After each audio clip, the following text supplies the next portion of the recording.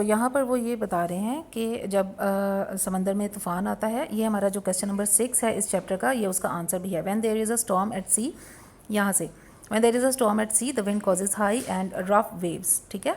You should not, यहाँ तक ये इसका आंसर है। ये आगे से अब मैं आपको सुना रही हूँ। You should not go to the seaside in stormy weather, it is dangerous, यानी कि जब समंदर में तूफ़ान आ रहा हो तो आपको बाहर नहीं जाना चाहिए, समंदर के पास नहीं जाना चाहिए, ये ख़तरनाक होता है, ठीक है।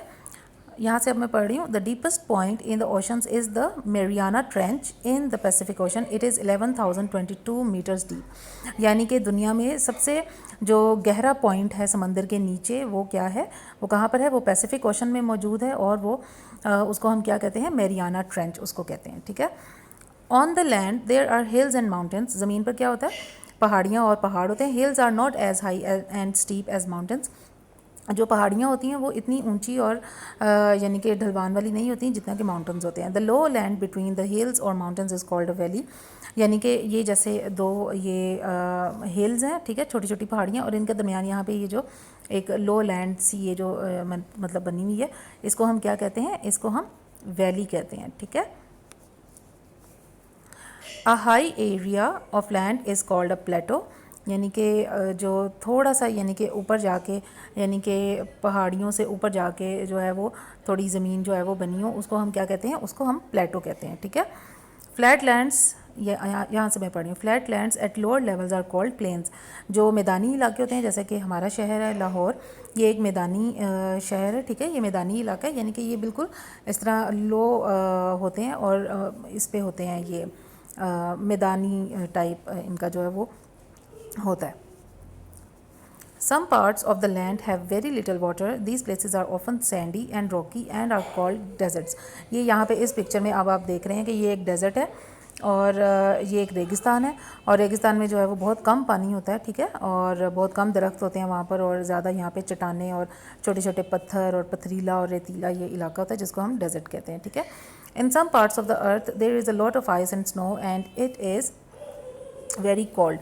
ज़मीन के जो बाज़ हिस्से हैं वो बहुत सर्द होते हैं, और वहाँ पे सर्दी होती है, और वहाँ पे बर्फ़ होती है, ठीक है, तो उनको very high mountains are often covered by snow, in other parts there are thick forest, यानी कि माउंटेन्स के जो बहुत जो ज़्यादा ऊंचे माउंटेन्स होते हैं जैसे K2 माउंट एवरेस्ट वगैरह, ये किस चीज़ से ढके होते हैं, ये बर्फ़ से ढके होते हैं, और बाज़ जो पहाड़ होते हैं उन पर जंगलात होते हैं। नेक्स्ट पैराग्राफ ये मैं पढ़ रही हूँ, सेकंड पैराग्राफ।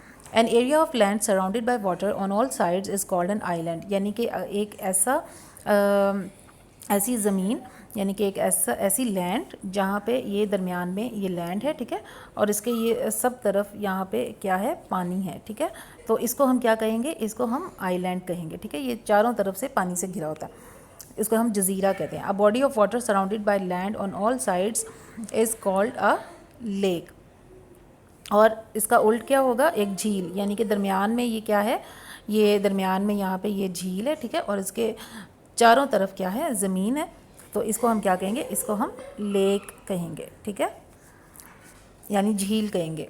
जैसे झील सैफुल मलूक आप लोगों ने देखी होगी कि वो दरमियान में एक झील है, और उसकी पूरी साइडों पे जो है वो ज़मीन है और पहाड़ वगैरह हैं और इस तरह वादी वगैरह, ठीक है।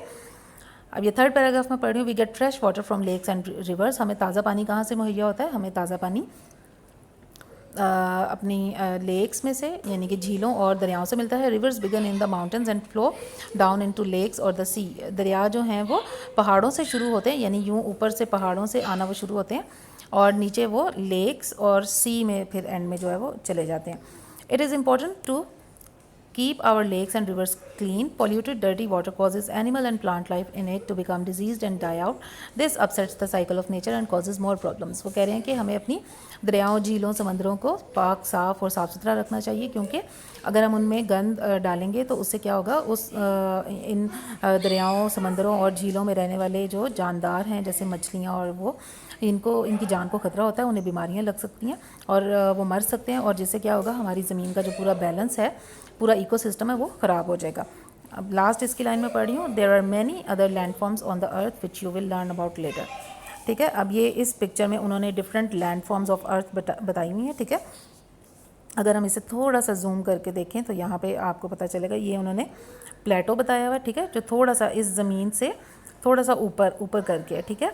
ये जो है ये बीच है, ये यानी कि यहाँ पे ये समंदर और यहाँ पे ये बीच है इसके बिल्कुल पास, और ये जैसे ये पानी है यहाँ पर, और यहाँ पे इसके बिल्कुल जो साथ ज़मीन है इसको हम कोस्ट कहेंगे, ठीक है। ये जो है ये ज़मीनी इलाका है, मैदानी इलाका, इसको प्लेन्स कहेंगे। ये रिवर आ रहा है यहाँ पर, ठीक है। ये हिल्स हैं, छोटी छोटी पहाड़ियाँ। ये जो है ये माउंटेन्स हैं, बड़े बड़े पहाड़ जो हैं। ये जो लावे वाला जो पहाड़ है इसको हम वोल्केनो कहेंगे, ठीक है। इसी तरह जो है वो यहाँ पे हम देखेंगे तो ये क्या है, ये यहाँ पर ये क्या है, ये आइलैंड है, ये छोटी सी ज़मीन है और इसके चारों तरफ यहाँ पर पानी है। और ये जो है ये डेजर्ट है, ठीक है। यहाँ पर जो है बिल्कुल भी कोई पानी नहीं है, और ये सारा जो है उन्होंने लैंड फॉर्म्स बताई नहीं है। अब यहाँ पे हमारा क्वेश्चन नंबर 6 है, what happens when there is a storm at sea. ये क्वेश्चन नंबर 6, इसका आंसर हमने यहाँ पर देखा है, ठीक है। इसका आंसर हम यहाँ पर देख चुके हैं। ये इसका आंसर है, when there is a storm at sea the wind causes high and rough waves. अब यहाँ तक हमने जो है अपना पार्ट 2 इसका कर लिया है, ठीक है। इसकी एक्सप्लेनेशन और क्वेश्चन आंसर्स हमारे हो चुके हैं सारे।